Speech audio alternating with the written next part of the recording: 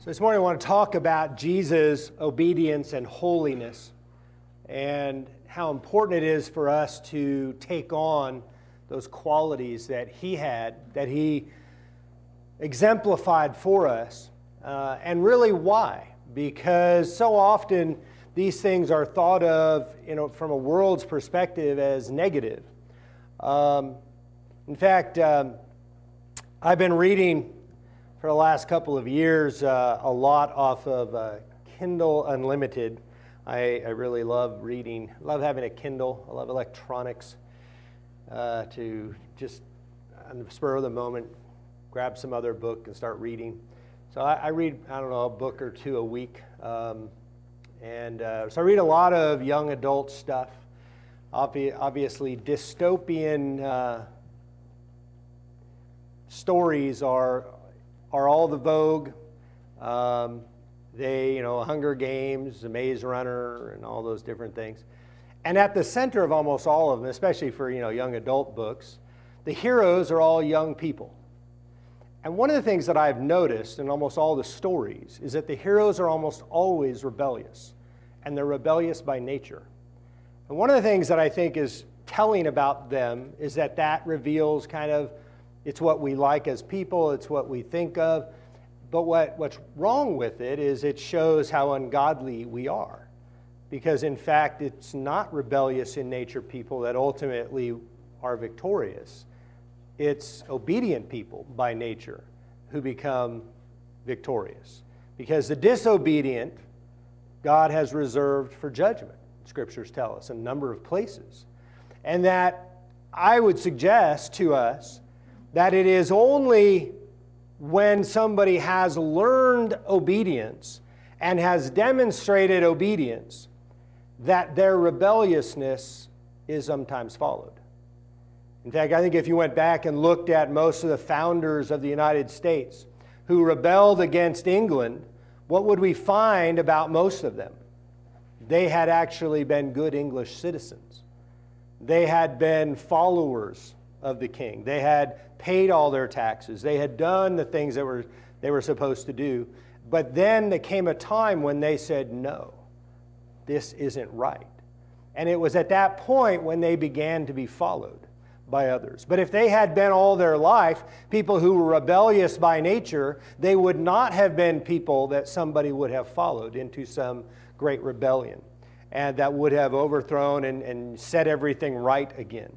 But that's what we think. That's how we, as a people, I think, in modern times, especially in American Western culture, there's been a cultivation of that concept, and it's just so. I think it. I don't know. I put it too strongly, but I think there's a certain rotting of the soul that it's doing as a culture. That our culture is getting at the concepts of obedience. Because from the young person's perspective, every young person grows up not wanting to obey to different degrees, right? Some are a little more obedient, some are less obedient by nature.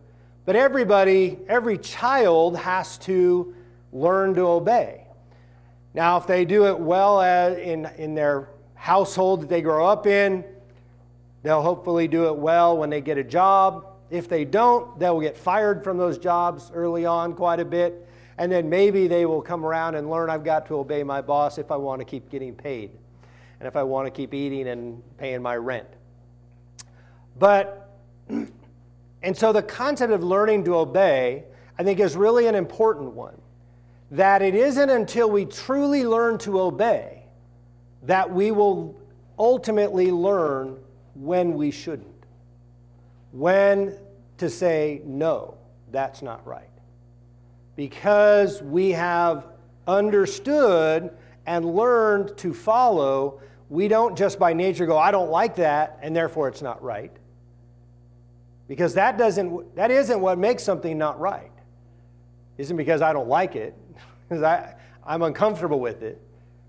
It's because it's ungodly that makes it not right. And so, learning to be obedient and learning to be holy are incredibly critical, I believe, for us to truly have an impact on being on the world and on being a light to the people around us. Because even Jesus had to learn obedience, we're told. That he learned it at the cross. He learned to suffer that which his flesh and his mind, as right before it, was going, I am not looking forward to having, big old nails stuck through my wrists. And so, but he did it anyway. He obeyed. And he followed what God had told him to do, what God had set out for him, even to that point. But it was that obedience that led to us being saved. To us having the grace of God to say we can be with him, we can dwell with him. If he doesn't do that, if he's like, no, I don't like this, no, this isn't acceptable, then we wouldn't have hope. And so it is, I think, through obedience and holiness that sometimes, though, when we're young, we think people want us to obey just so we can be mindless robots and slaves. I don't know if you, in your family, but after the miniseries Roots in the 70s, some children I know liked to consider themselves slaves in their parents' household. And the idea that, your parents just tell you what to do and they don't always tell you why they want you to do it, but you just have to do it, and regardless of what you think. And we don't like that. Nobody likes that. There's no adult that likes that. There's no adult who's 40, 50 years old who has a boss tells them something to do, and you don't think it makes a lot of sense, but you got to do it anyway. Nobody likes that. But the truth is, sometimes God tells us to do things. He hasn't given us every reason why. And we may not always understand every reason why. But hopefully we have learned to trust him to the point that we go, this is going to work out. Because I trust his wisdom. I trust his character. That's what we obviously, hopefully, learn. Now, the reason that and we're going to go through a passage today that talks about these ideas, the reason that we learn obedience and holiness, just like Jesus did, was for love. It's not for mindlessness. It's not for slavery. It's actually for freedom. It's actually for goodness. It's actually for showing righteousness and kindness and mercy to others. Because if people tell you, in fact, do you ever remember as a kid, maybe, I can't think of a specific example off the top of my head right now, but you're growing up and something bad happens to you, and maybe you respond inappropriately to something negative that's happened to you. And your parents tell you to go apologize. And maybe that other person who did something wrong to you the first time doesn't have to apologize. And you're having to apologize. And you're like, this is just so unfair.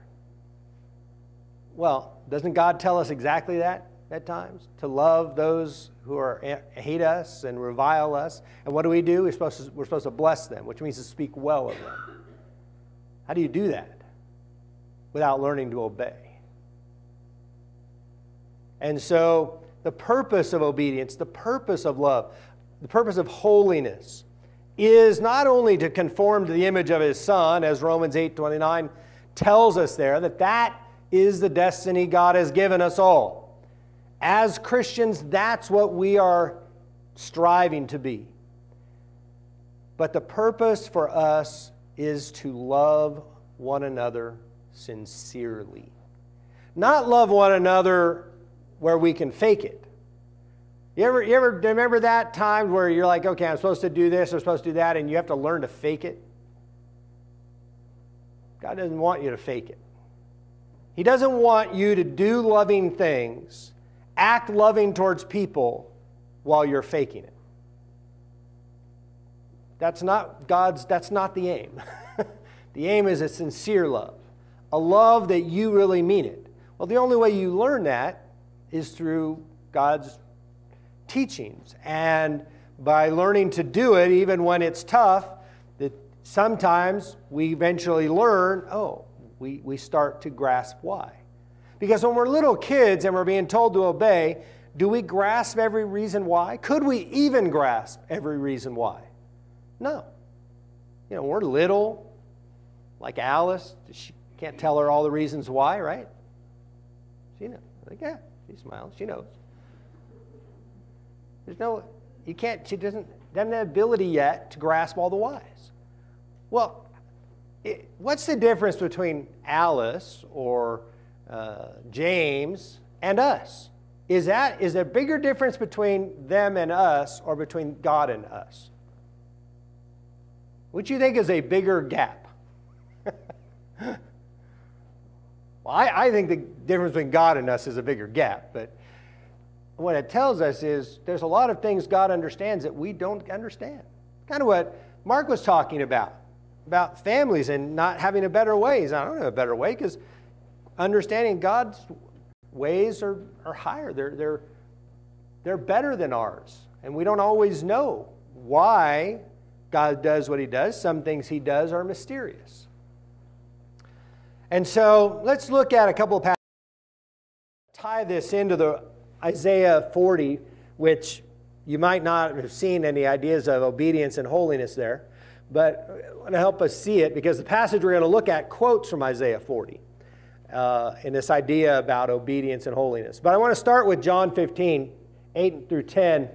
Jesus said, "By this my Father is glorified, that you bear much fruit and so prove to be my disciples." That's what we've been talking about this year. It's been kind of the focus. How do we be a disciple of Jesus Christ? He says, "As the Father has loved me, so have I loved you. Abide in my love. If you keep my commandments, you will abide in my love.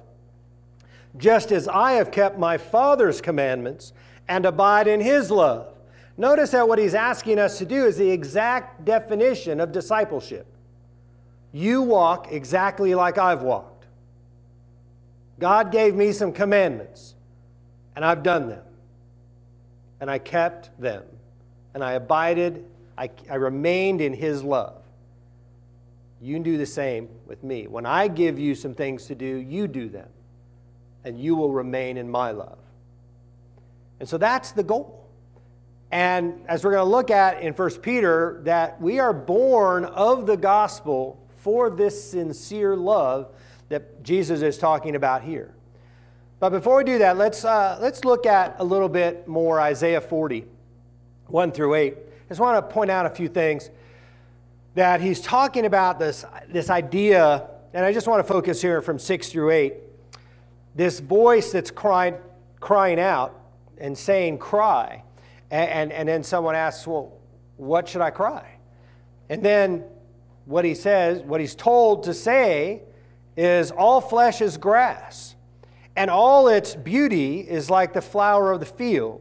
The grass withers, the flower fades. When the breath of the Lord blows on it, surely the people are grass." Okay? So he's saying, listen, people, you're just like the grass. You cut it down, it goes away. You go away just like grass. You are nothing different, and you're no better than all of the fields that we cut down and throw away. Well, how does that make you feel? Maybe not so. Here's one of the things, I think one of the great deceptions that happens to a lot of us, especially when we're younger, and I think as we grow, maybe we start to realize it isn't so true. But when we're younger, we especially have a tendency to think we're very, very unique. Nobody else goes through what we go through. Now, that's not true. I would probably suspect to say that almost all of us don't have it the worst in the world. There are people who have gone through worse. But I would also suspect that all of us have gone through difficulties, trials, difficult situations that maybe others don't understand. But the truth is everybody has some of that. And we're all sort of unique. We're all a little different. We're all a real unique mixture of the DNA and things that God has created. And yet we've all been created in the Lord's image. We are all human beings, and we're all just grass. And that's kind of what he's talking about here. And yet, he doesn't stop there, though. I've stopped there because I want to just understand that us growing up and living in this flesh, we are not really that special. We sometimes think we are, but in the flesh, we're really just not that special. But what he says is, what changes that is the word of the Lord. And so he says, the grass withers, the flower fades, just like the flesh, but the word of our God will stand forever. Now these verses are quoted for us in 1 Peter. And so I want us to look over there in 1 Peter chapter 1. Now before we go over and turn to 1 Peter 1, I just wanted to mention something to you that's a little interesting. Maybe you'll find it interesting, maybe you won't. If you read in verse 6, where it says, a voice says, cry, and I said, what shall I cry? All flesh is grass, and all its beauty is like the flower of the field. The word beauty there is this really unusual Hebrew word, hesed, that is translated grace, mercy, love, steadfast love, a whole bunch of other words. And it's kind of interesting that he's saying to us, I think he's not just saying, listen, no, whatever physical form we have, it fades away. I think he's actually telling us that whatever love, mercy, grace that exists with us cuts down and goes away without the word of the Lord.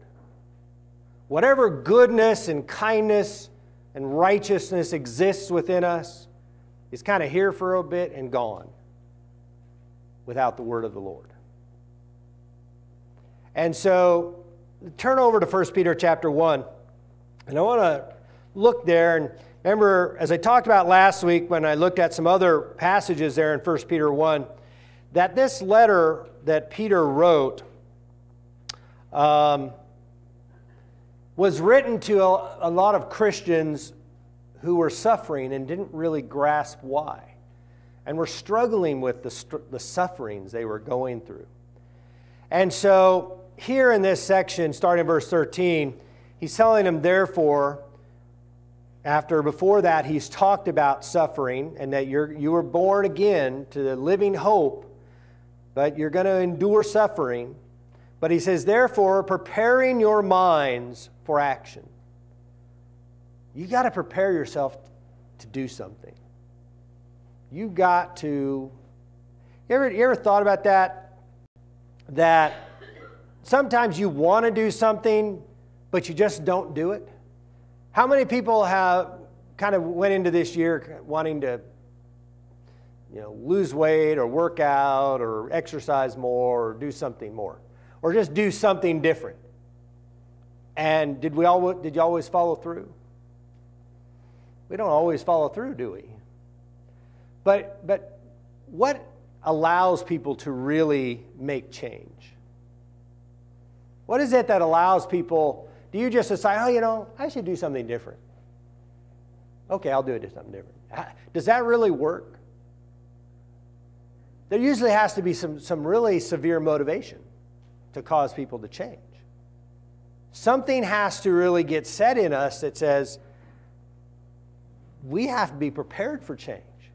We don't just change. We have to think about change. We've got to, what am I trying to do instead? We've got to, I don't want to do that. I want to do that instead. There's a lot that goes into change. A lot mentally goes into change. Why do some people, in fact, who suffer difficult situations in life not change the circumstances that cause those situations? Because sometimes change is harder than it is to just keep doing the same thing. And so for us to be born again by God, to be born from above, to be born by God, to do something different than what we would normally do and what we've done in the past. That requires us to prepare ourselves mentally for a shift. That's what John the Baptist was called for. Why did he start preaching 6 months before Jesus? So for 6 months, the Jews could start thinking, something's about to change. You got to think about it. Something's coming. You've got to prepare. The kingdom is near. And that's what John the Baptist was teaching. But we have to prepare ourselves to do something different and to be sober-minded. Now, sober-minded does not mean, by the way, simply the idea of not being under the influence of something that clouds our thinking. Sober-mindedness means to think clearly about the way things truly are. To be able to think about and see things truly. What's real and what's not? Can I tell the difference? That's what sober-mindedness is. Being able to figure out what's right, what's not right, what's real, what's not real. So we need to be sober-minded. And we need to set our hope fully on the grace that will be brought to you at the revelation of Jesus Christ, he said. And then he says, as obedient children. Why did he say that? Because earlier he had said we were born again.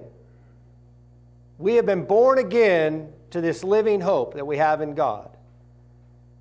And we were born, as the passage a little bit down below says, not of perishable seed, which is he actually very specifically said, not fatherly seed, but of seed of the Word of God. That's how we were born again. The Word of God has planted in us something to cause something new to grow.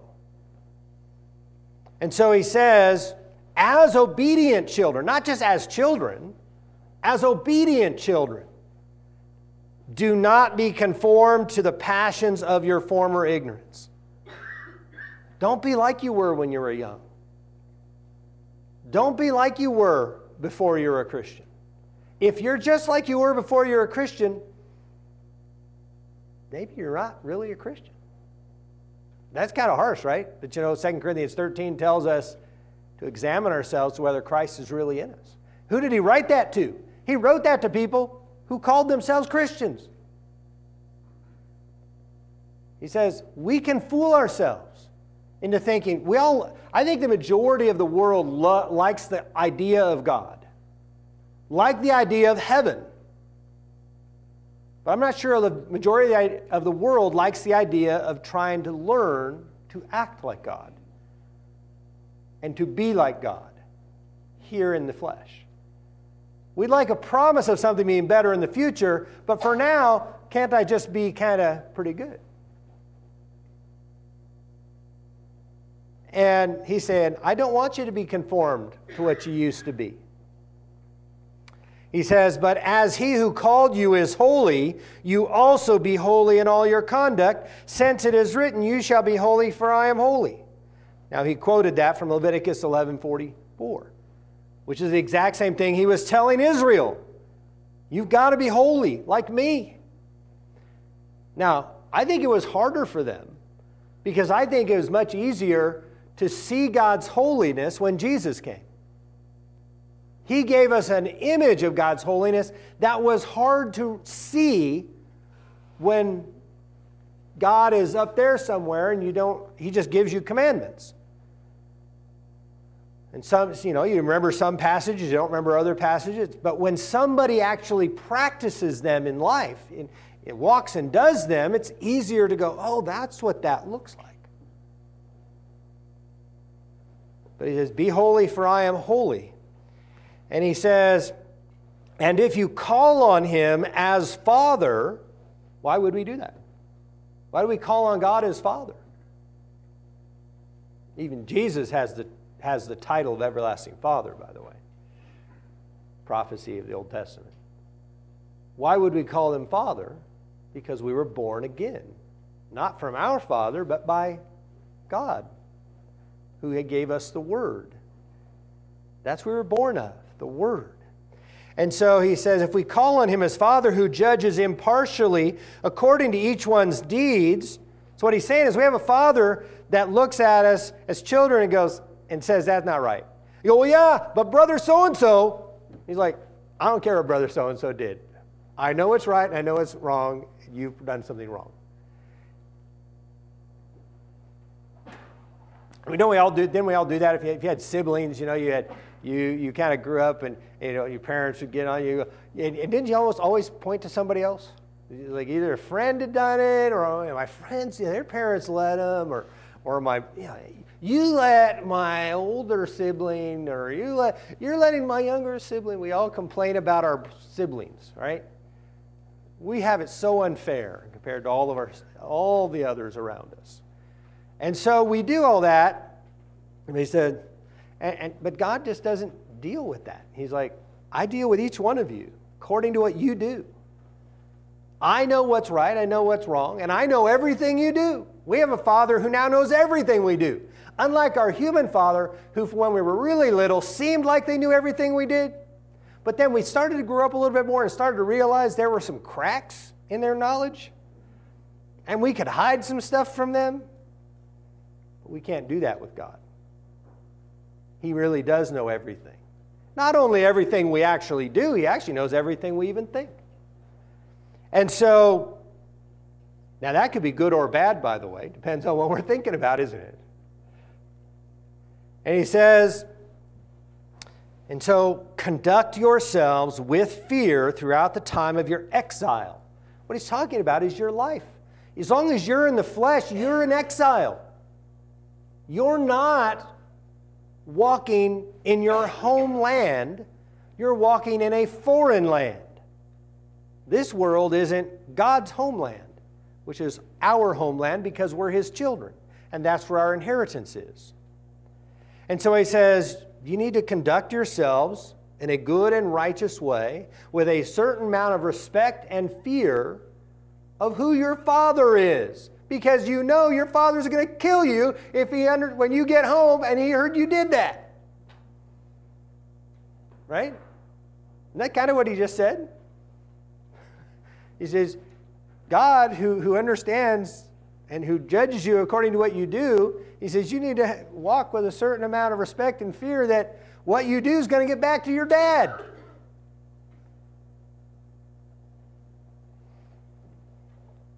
And he says, you need to know that you were ransomed from the futile ways inherited from your forefathers. So I bought you back. You need to understand, he says, I bought you back. I paid the ransom price for you to get you away from the fathers in the flesh you had that were leading you down a really bad way. He says, but not with perishable things such as silver or gold. Understand, he didn't ransom us with a bunch of money. He says, but with the precious blood of Christ, like that of a lamb without blemish or spot. He was foreknown before the foundation of the world, but was made manifest in the last times for the sake of you, who through him are believers in God, who raised him from the dead and gave him glory, so that your faith and hope are in God. You know, I was thinking about it. You ever, I think Mike mentioned in his prayer, wonderful prayer as we started out this morning for those who are spiritually suffering. And I thought a lot about that idea. And what does that mean, spiritually suffering? Do we see that passage? Do we see a passage? What passage do you go to? What's spiritually suffering? Jesus said a lot, you of little faith. And I think that's what he meant. I think that's what spiritual suffering is, that your faith is waning or it's small, that your trust in God is not very big.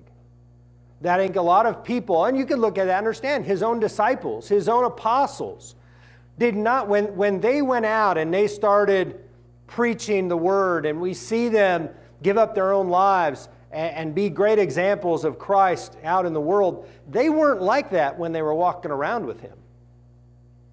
they had much smaller faith then. They didn't stand there while he got arrested and while he got hauled away. They didn't stand there trusting that God's not going to allow them to die, just like he wouldn't allow them to die in that boat in that big storm when he called them, you of little faith. Why wouldn't he allow them to die then? Because he chose them to go do something. So I'm not going to allow you to die right here if I've chosen you to go do this thing. But they didn't trust that. And so their faith had to grow. Our faith has to grow. So when we are really spiritually suffering, typically it's because our trust, our faith in God, our hope is not that strong. We're doubting. We're worried. We're anxious because, well, maybe something's not right. Maybe God's not all that he says he is. Maybe I'm just not set out for this. Who knows? But we begin to doubt. And he says we need to have our faith and trust in Jesus Christ. That's where it goes. I think sometimes, though, just human, throughout kind of the religious history of Christianity, that very often people have trusted more in the church. That they think the church, that's what's going to really do it for me. It's like, and if your trust is in the church, you're going to get let down. Good church is a bunch of people who are sometimes struggling themselves. And so he says, our trust, our hope is in God. Now he says, having purified your souls by your obedience to the truth for a sincere brotherly love. He says, you purified your souls when you obeyed what God has taught you and what he has told you. And you did that for a sincere brotherly love. That's the purpose. That's what God is trying to get us to be, to become, to do. He says, so that we would love one another earnestly from a pure heart. The idea of sincerely. Since you have been born again. See? Why? Going back to this idea he started at the beginning of the letter, that you have been born again, not of perishable seed. And as I said, that's a very, very specific word there.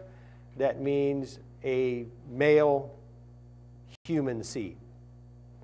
And he says, but you haven't been born again of that. You've been born of imperishable seed through the living and abiding Word of God. Because, this is where he quotes Isaiah 40, because all flesh is like grass.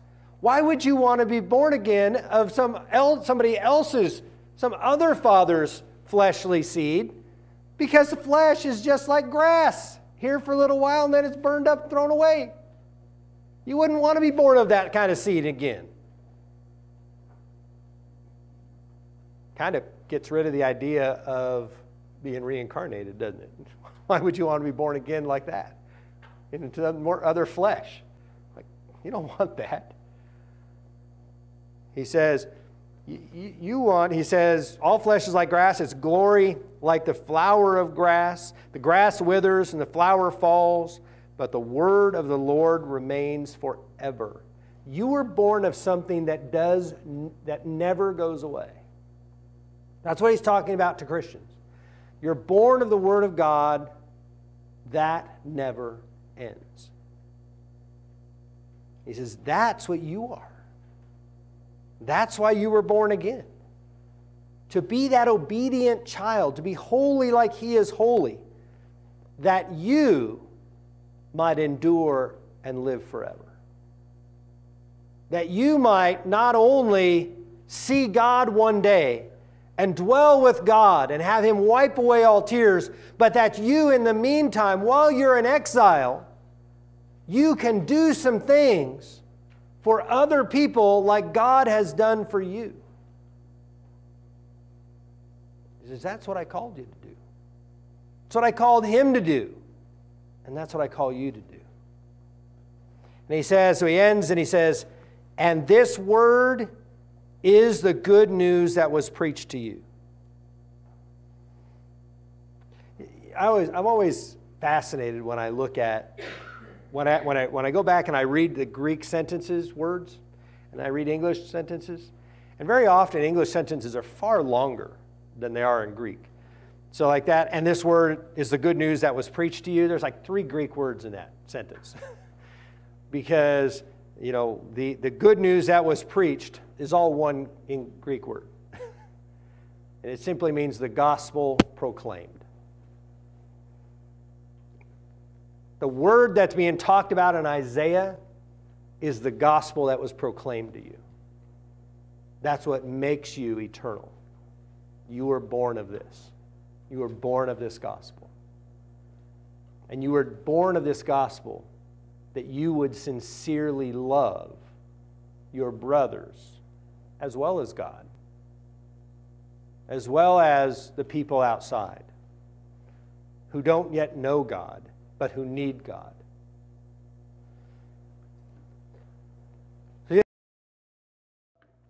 One of the passages that it made me think about when I read this was the 1 Timothy 1:5. The aim of our charge, Paul wrote, is love that issues from a pure heart. That's the target. That's the little target in the big, you know, they got all the circles, you know, but there's that target in the middle. And if you've been watching the Olympics, you know, and biathletes and whatever, and they have to ski a bunch, and then they got to shoot in targets, and you know, and so there's, but you know, when you go and you see the targets that they put up, you know, for a bow and arrow or something, you got all kinds of rings, and you know, that in the center, that's the target. The target is love from a pure heart, a sincere faith, and a good conscience. That's what God is trying to get us to be. People who love one another.